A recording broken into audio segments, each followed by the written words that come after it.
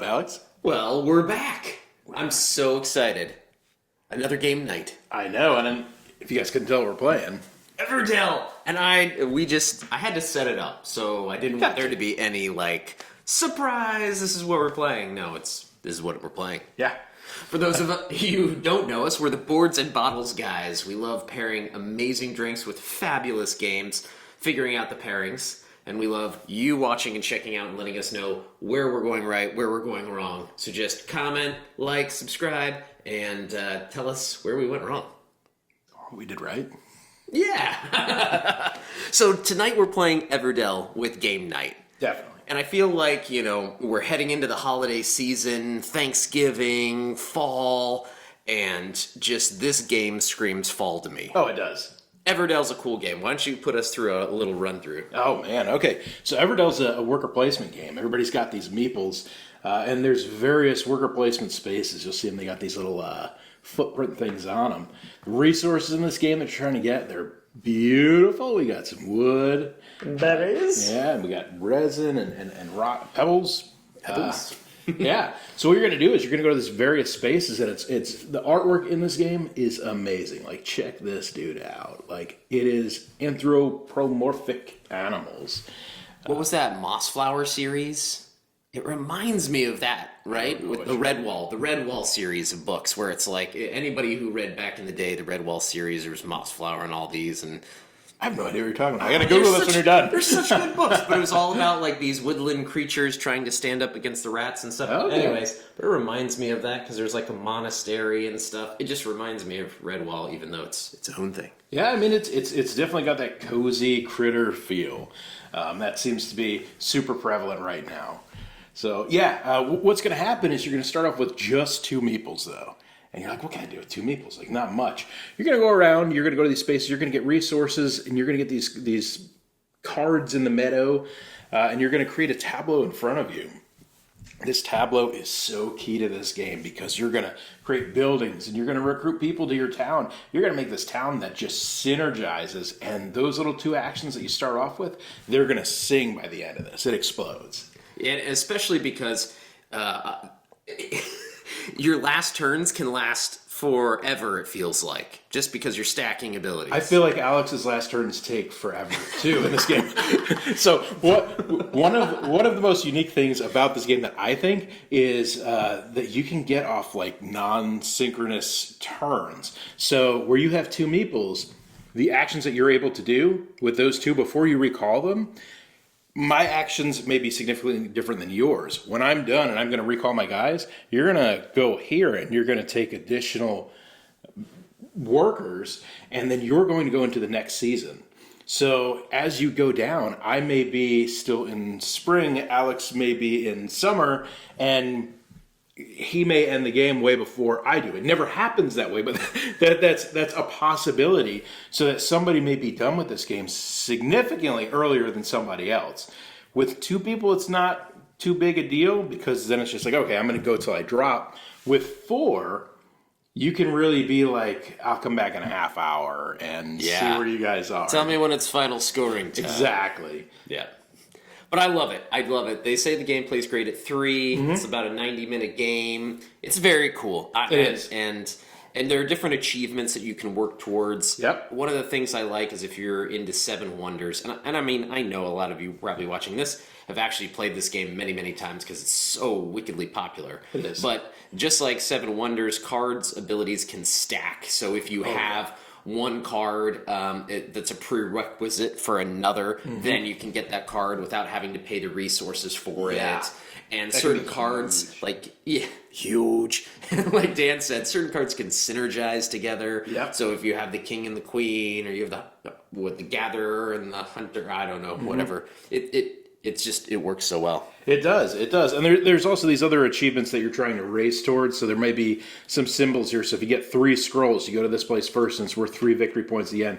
So you're blocking people out of spaces. You're also trying to race towards these things. And then there's these cards up here, which are these achievements that you can get. And like this one says the Woodcarver Chapel. So if you have a Woodcarver in the chapel thing, you go to this worker placement spot, you grab it, and you get an ability. You get some extra victory points at the end of the game. Fabulous. Yeah. Before we go any further, it's time to think about what we might drink with this. That's, and when you said people play this multiple times, we don't need to tell them that. We're going to help you level up your next play of this. Yes. With some good drinks. I love it. Yeah. You want me to go first, or you want to go first? You can do the honors. I like it. Yeah. I like it. You've got a lot of stuff over there. He can see what I've got planned over here, and it's got all kinds of goodness. So I'll tell you what, I did an early Thanksgiving this year. I went up to Cooperstown, visited my in-laws, and I went to Cooperstown Distillery. So, I lived in the Cooperstown area. I've never even heard of the Cooperstown Distillery. Cooperstown Distillery makes tons of different spirits, rums and gins, and whiskeys. And they have 4 different whiskeys. They make blends and different things. This is their straight rye whiskey, aged 2 years, 51 proof or 102 proof, 51%. It's delicious. USA Spirit ratings gave it a gold. Different kinds of things, but I just like the taste of it. I tried their whole whiskey lineup. And they have this thing called the fall fashioned. It's like old fashioned, but the fall fashioned. And so that's what we're going to have. Oh, that's amazing. I'm going to make it right now for us. So I've got these amazing little ice cubes here for us. Show one of those things. Camera. Look at those bad boys. Yeah. That thing. Damn. Alex is carving ice right before this started. Shaving it down. Hand carved, ladies and gentlemen. All right, so we got to get a little maple syrup because what is fall if not a little maple syrup? Tap one of these trees. You can think about it. I'm just pouring a little bit right over the cube because I'm a heathen. Oh, man, that's going to be so good. Oh, love it. Now, so, when you talk about this tree, I did want to bring up one thing that kind of sucks. Depending on where you're sitting on this table, like this tree is a beast. I can't see anything going on the board behind it. So, I mean, we've played this before and not even used the tree. It's such an allure to playing the game. Like when we play this at our local brewery, people can see this across the brewery and they're always like, "What are you guys doing over here?" Good or bad, I know some of them probably walk away and they're like, nerds. But, it always gets the conversation going and lets you meet new people. And it's definitely a draw. Had to put a little bit of the cherries in there. This helps to get that going. Oh, That's a healthy pour. Oh, it's going to be tasty, my friend. All right. Got to put in that good rye. And now some fun stuff. You always want to put in your bitters, right? A little bit of the bitters in there. But what I decided to do that they did that was so cool there is they have this chai bitters. Interesting. And it, fall flavors, you think of like pumpkin spice. Oh, yeah. So throwing this chai in there a little bit. Gets a little baking spicy. Mm-hmm. Nice. Like I never that. heard of chai bitters. I know.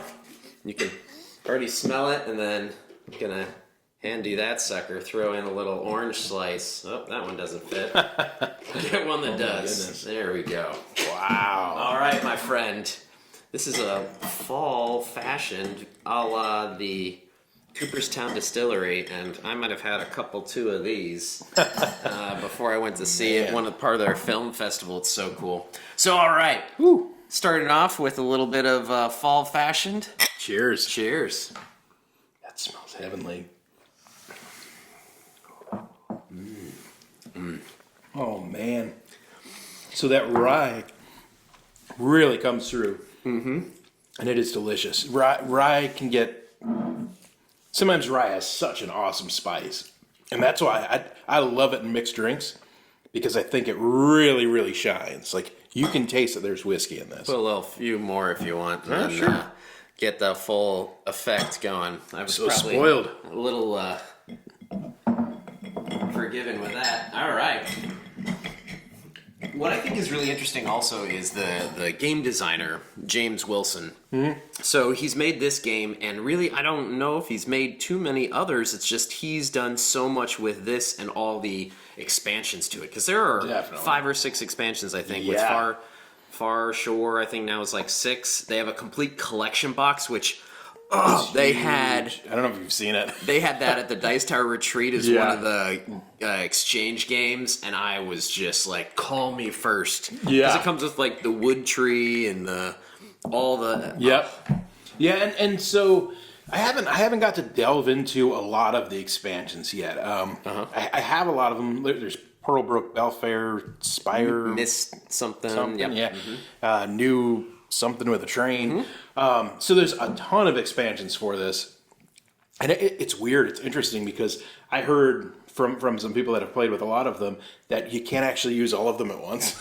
Okay. So you should like kind of figure out which expansions you like and just kind of play with those, which I think is a little bit weird. But hey, whatever. I'm fine playing the base game of this. I absolutely love it. When you get to like terraforming Mars and you're playing with like everything, it gets to be It's a beast. Hey, do you want to play a 4-hour game? Yeah. You know? So I know. sometimes it's nice to play, Definitely. add one expansion and take on and off. Of course, yeah. This is a great game, great pairing. Like this goes extremely well with it. Fall fashioned with your forest theme, playing it in the fall. Yeah. Thanksgiving on the horizon. Oh, this is too good. That extra shot of chai is like very brings that fall flavor through. Exactly. Wow. And you smell. Yeah. Anyway, all right. So that's fun. So That is awesome. what do you have to help compare? I know that we're still chugging this down. But Yeah, I was gonna say I definitely probably should have gone first because I could not follow that at all. So for me, one of the things I like most about Everdell is the critters. Like I love these little forest woodland critters. So I got one of my favorite critter whiskeys, the Redbreast. Love it. Redbreast 12 here. This is an Irish whiskey. Yep. It is a single pot still whiskey. So it is made with copper stills. It's interesting. As I was doing a little research on this, I had seen that they talked about it being made with malted barley. As we know with Scotch, they have single malts, and also unmalted barley. Ooh. And I was like, I don't know a lot about using unmalted barley. So I went down a rabbit hole. And apparently, the English created a malt tax on Ireland. And to get around this, Ireland was like, we're just not going to use malted barley in our whiskey. And we're going to make it a little cheaper. Yeah. So that's exactly what they did. They found that by using the unmalted barley, that it created a creamier, silkier mouthfeel. And it added a little bit of spice to Irish whiskey, which one of my, I like Irish whiskey a lot, but one of my digs on it is that sometimes it's almost too smooth. Like there's no finish. It's just kind of there and gone. Yeah. Redbreast is one of my favorites. Look at that color too. Oh, it's delicious. With these, you typically get a ton of fruit. A lot of honey. Oh yeah. Cheers. Cheers.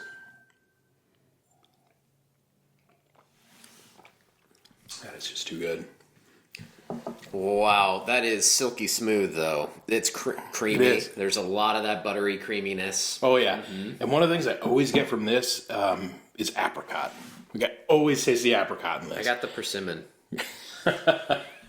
Awesome. And it does. It has. It does taste like persimmon though. It has. I'm not joking. It has a little bit longer finish than I'm accustomed to with most of the Irish whiskey. There's a bunch of different brands of this. Is that good? So there's the Redbreast 12, then they have the cask strength. They have one that I love. It's called the Lustau. It's all ex-bourbon cask. It is so good. Wow. So this is matured in ex-sherry and ex-bourbon casks. That makes sense. Now, one of the other rabbit holes I went down is I was like, I love the Lustau, and it is matured in bourbon, finished in sherry. And so I'm like, what is the difference between matured and finished? And that's exactly what it is. So with this one, it sits in the ex-bourbon and ex-sherry, and then they blend it together. With the Lustau, they put it in the ex-bourbon, and then they finish it in a first fill sherry cask. It's a shorter period of time. Exactly. Yeah, you get a couple months, whereas this is 12 years of sitting in one. Yeah. And it might not be first fill either. So when you have a first fill cask, you've got sherry in there, you dump the sherry out, and then you're putting the whiskey in right away. So you're getting a lot more sherry flavor on that. Coming into the wood, out of the wood. Exactly. Yep. Exactly. So, yes, very cool whiskey. I like it. This is so tasty. It's a good one. I mean, tonight's pairings game, this is going to be an awesome game then. And the other thing that I like to think about is achievements, right? So you can also have fun when you're making these kind of drink pairings, because this might be the staple that everybody starts with. Oh, yeah. Right? And maybe when they get to the next season, they get to have a sip of this. Or maybe it's when you get your first achievement. So then it makes achievements all the more sweeter for everybody who wants a sip. Yep. It's like, wait a minute, which one can I get to first? Because Yep. I want some of that. You know? Definitely. It can make the game a little bit more fun when you've got something that you're really working towards. Exactly. Or you can say the last person to get to summer, like then we'll open up the red breast. Then you can have a sip of red breast. You can get that game going. But yeah, it's got to be the last one. And That is special. It is, and that makes me want to bring up one last point on this, just because to me it's so critical to this game, because you can get on these off turns where some person's in one stage, some person's closer to the end than the other. Creating these turns where you can delay is so masterful, and you are the master of like prolonging. Like if you've played Blood Rage with this guy, he just sits and sits on the rage and just waits and waits and waits to see what everybody does, and then he's able to just vomit this stuff out and do all these turns and just destroy everybody. So it is that type of game. This is an Alex game completely. I am terrible at it, but I still really enjoy this game. I'm always come back for more. Always like playing it. And as we say, with any really great game, there's so many different strategies that you can have. Yeah. So you pivot one way, somebody takes a card that you want, you're like, oh, you Yep. flummoxed me, I'm gonna do something else, and you have that ability. Yeah, then all of a sudden you get a card that comes to you that you can play for free, and it's like, oh, I wasn't going this route, but now I'm going to get that farm out, and I'm going to get that wife out, or whatever it is. And I think the last time I played, somebody played a card-heavy strategy, because there's so many different things you can do, and having so many extra cards was just such a benefit for them. Oh, yeah. And just a bevy of options, versus I was sitting there like, I have this or this, you know, and trying to go at something specific. So very fun. So many different ways to play. And again, like you, I haven't tried all the expansions. So it's like a whole new world that I can't wait to explore. Keep discovering more. The other thing, they have this journey track, so you can start discarding cards at the end of the game, but you've got to be in your final season to do it. So where it's kind of like, oh, well, it sucks if I'm going to finish first and be so far ahead of these other players. It's like, hey, maybe because I got here first, I'm going to score a ton of victory points off this journey track before anybody else can utilize it. So it's cool. I think this is really well thought out, and I just enjoy playing it every time we get to. Yep. I will say, if you have some place that you can just keep this assembled, awesome. Because I've played this only a few times and it's already starting to get a little dog-eared. So that's my only dig, right? Is that this is just a limited number of time. The board scratches easily, so you can see there are marks all over it. So, there's something to be said for, keeping it Pristine. assembled. Yeah, pristine as much as you can. Yeah. Or just buying another copy. Yeah, true. And they make a wooden copy of this tree, too. And that's probably why they do. Yeah. I like just taking the tree and just not even using it. All right. Well, we've got some drinks to start drinking. The guys are going to be over soon. So what do we say, Dan? Yeah, let's game hard and drink responsibly, guys. Cheers, folks. Whew.